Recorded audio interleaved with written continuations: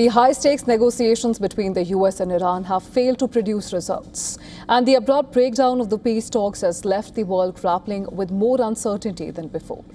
Now this as each side has blamed the other for the failure of the negotiations. As US President Donald Trump warned of a naval blockade of the Strait of Hormuz, the US Central Command announced the passage of its warship through the waterway, right when the Americans and Iranians were debating about the control of the maritime route.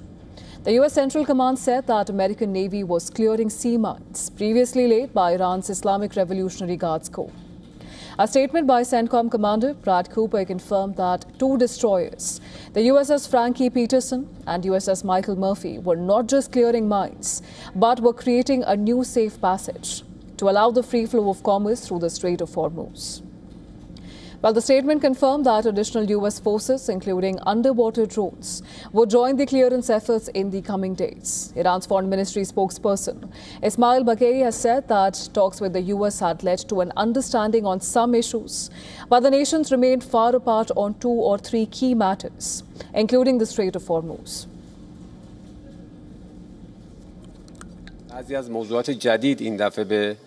Some new topics were added to the negotiation agenda this time, such as the Strait of Hormuz or the Gulf region.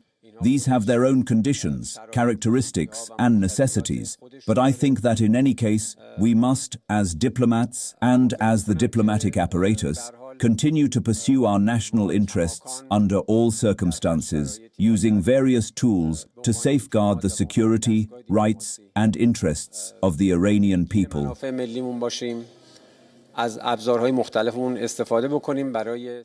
The next sticking point was the issue of nuclear enrichment by Iran. Before his departure from Islamabad, JD Vance announced that the US was seeking commitments from Iran that they would not seek a nuclear weapon or the tools that would enable them to build a nuke quickly. Vance said that the nuclear issue was a key goal for US President Donald Trump. Again, their nuclear program, such as it is, the enrichment facilities that they had before, they've been destroyed. But the simple question is, do we see a fundamental commitment of will for the Iranians not to develop a nuclear weapon, not just now, not just 2 years from now, but for the long term? We haven't seen that yet. We hope that we will.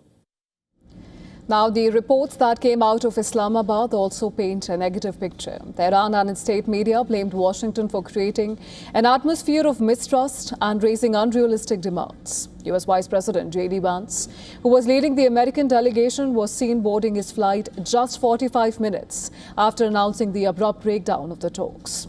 The optics implying that the peace talks were doomed from the very beginning.